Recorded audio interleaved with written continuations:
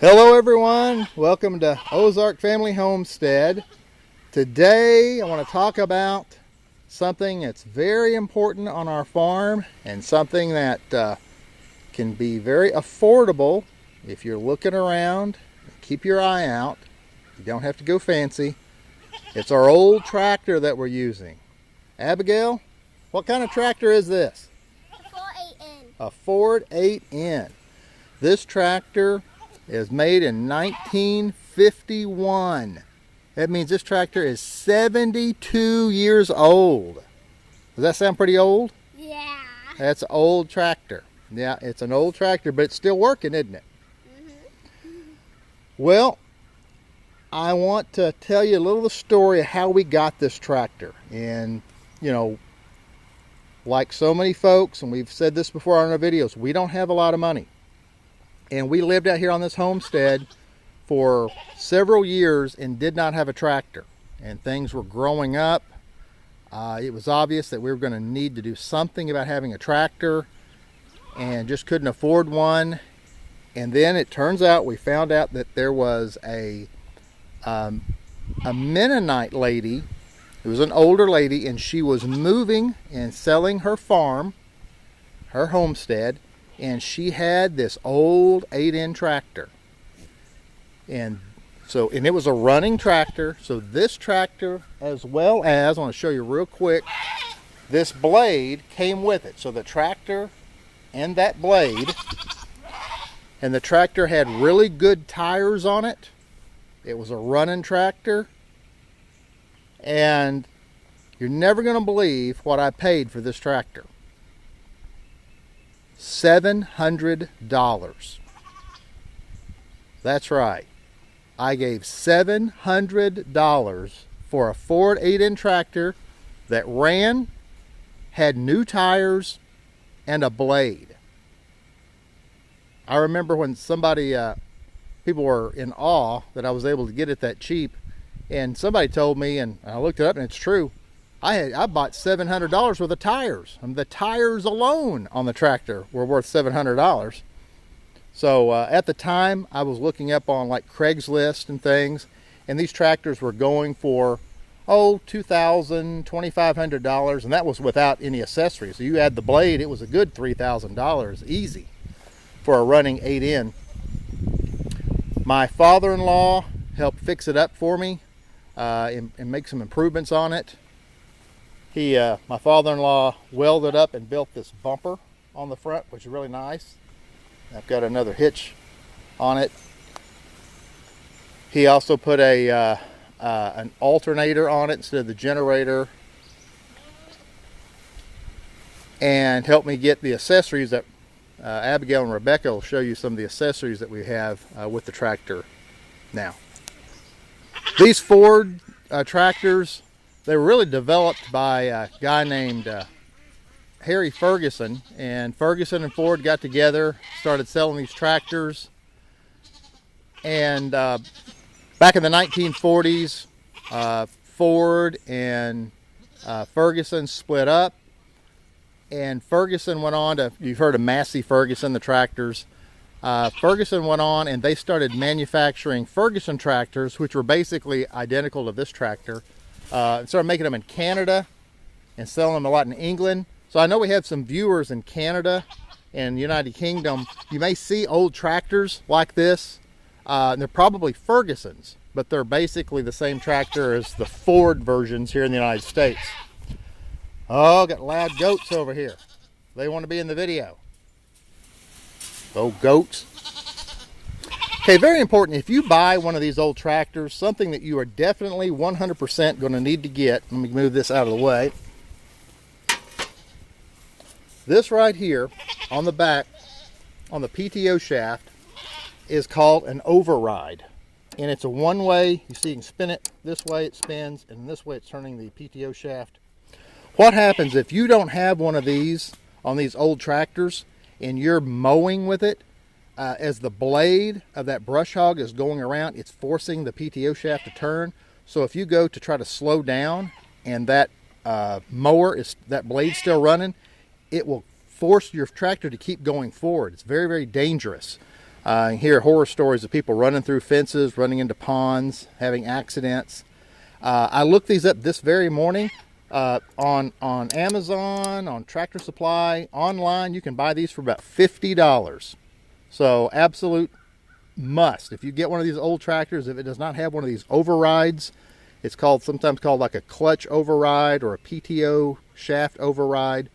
You definitely want to put one of these on there for safety reasons. These tractors are pretty simple to operate.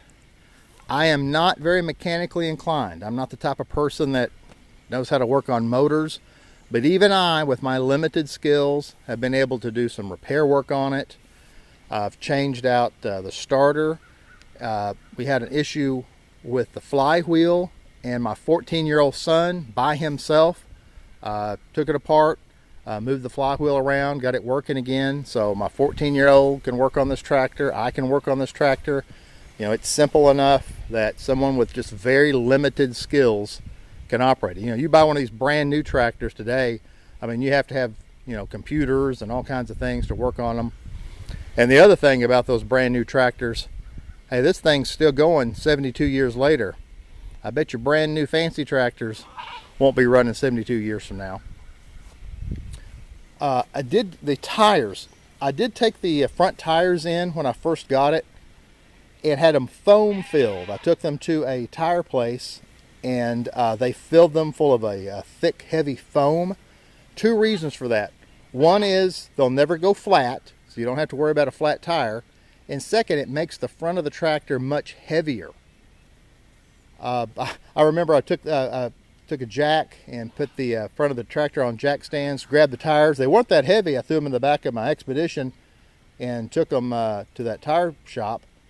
And then when I went to pick them up, oh wow, it was extremely difficult to pick the tires up. They were much, much heavier.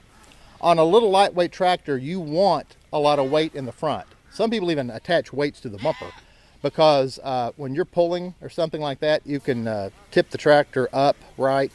You know, the front end can raise up off the ground. So foam filled tractors, just again, no flat, plus safety feature by putting a little more weight on the front.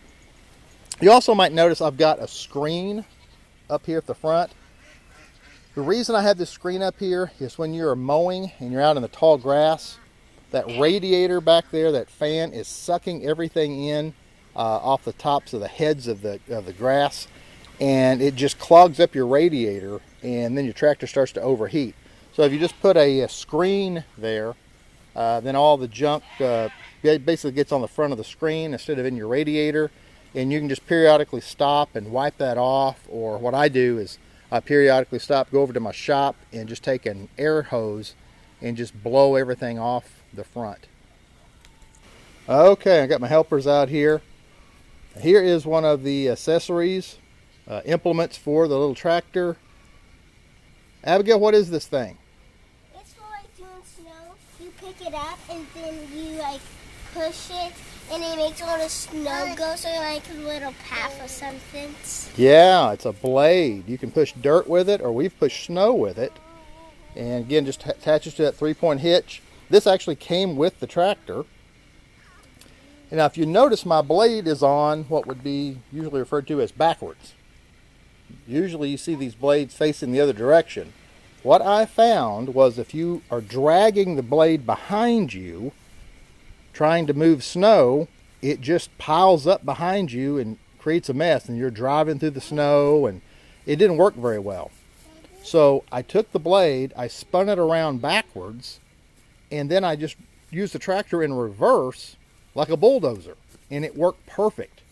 You can angle the blade a little bit where you can push the snow off to the side, and that little tractor moves snow. We don't get, you know, huge amounts of snow in the Ozarks, but we have occasionally gotten some fairly decent, you know, over a foot snow.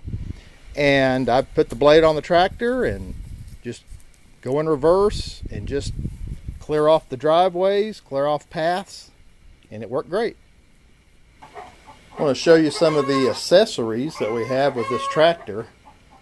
This is something that my father-in-law built. It's called a, let's make it like a carry-all. It just attaches to the 3-point hitch on the back of the tractor, and it'll lift up and I've used it to haul firewood and tools, water buckets. I've put fencing equipment on the back of it.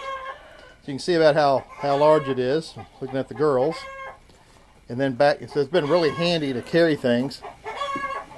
Since I don't have a four-wheeler, I don't have an ATV or anything, so I'll use the tractor with this carry-all. And something I've used quite a bit. And even when my father-in-law built this, he designed it, I didn't realize just how much I would use it. It's a boom pole, and you can see on the back side how it attaches to the three-point hitch. And comes out, has a hook on the end. Almost kind of like it turns the tractor into a tow truck. I've lifted all kinds of things up with it. We always use it during deer season to pick the deer up, bring the deer out of the woods, and to pick the deer up to process the deer. I've also processed sheep with it. One time, the rod and lawnmower fell into a hole in a creek, and I actually put some straps around a rod and lawnmower, picked it right up in the air, and lifted it right up out of the hole.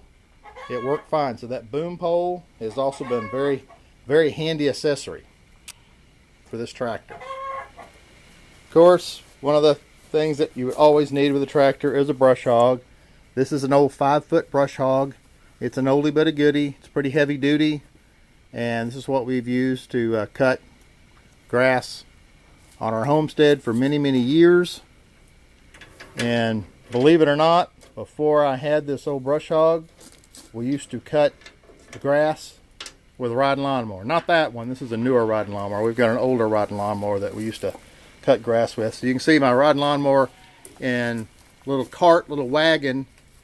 Still use a rod and lawnmower and a wagon quite a bit, but that was all we had before we had the tractor. For the first several years here on the homestead, a riding lawnmower and a little cart was all the off-road equipment that we had. So this tractor's been a blessing. You gonna hook that up for me? Okay. Yeah.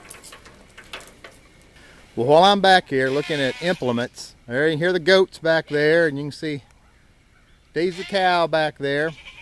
I want to mention my trailer. I bought this trailer off of my brother-in-law. He was upgrading. The cargo portion of the trailer is 16 feet long. I do not own a pickup truck. How many homesteaders do you know, how many farmers do you know that do not own a pickup? I don't own a pickup.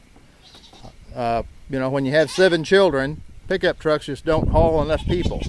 So I do have a big Ford Expedition. It's 23 years old, and when I need to haul something large, I just take the old Expedition, hook up the trailer, and head to town with it. Of course, I haul hay and straw with it, a lot of building materials, going to Home Depot, those type of stores, and getting lumber and OSB and concrete blocks and bags of concrete. So this trailer has hauled many, many items that normally a person would have thrown into the back of a pickup truck.